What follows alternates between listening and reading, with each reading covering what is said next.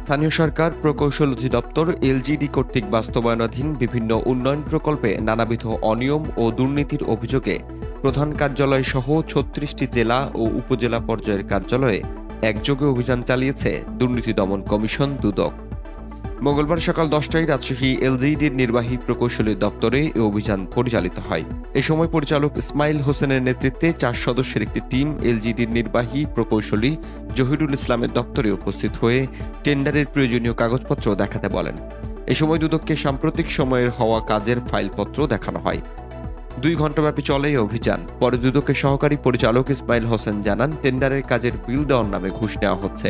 এমন অভিযোগের প্রেক্ষিতে অভিযান পরিচালনা করা হয়। প্রধান কার্যালয়ের নির্দেশে আজকে আমরা এলজিডি অফিস রাজশাহীতে এই অভিযান পরিচালনা করছি। অভিযানে আমাদের যে মূলত অভিযোগটা, সেই অভিযোগের বিষয় ছিল ঠিকাদারদের বিল প্রদানের ক্ষেত্রে জিওবি প্রজেক্ট সহ অন্যান্য সকল ক্ষেত্রেই একটা নির্দিষ্ট কমিশন অর্থাৎ ঘুষ নেওয়া হচ্ছে।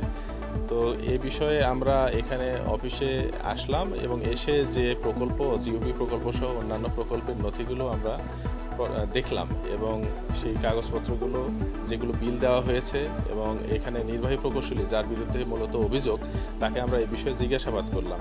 তো ঘুষের বিষয়ে আমরা তাৎক্ষণিক ঘুষের প্রমাণ পাই নাই, তবে প্রত্যেকটা নথি আমরা পর্যালোচনা করে যেটা পেলাম, সংশ্লিষ্ট ঠিকাদার কাজ না পেয়ে বা ঠিকাদার কাজ পেয়ে আসলে অন্য কেউ কাজ করছেন, প্রত্যেকটা কাজের ক্ষেত্রেই এই অনিয়মগুলো হচ্ছে।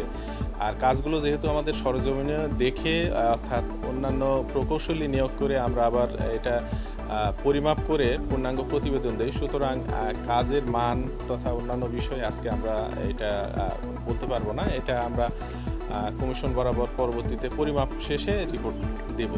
এ বিষয়ে এলজিডির নির্বাহী প্রকৌশলী জহিরুল ইসলাম জানান, যে কেউ অভিযোগ করতে পারে, তবে তা তদন্ত করে প্রমাণ করার বিষয়।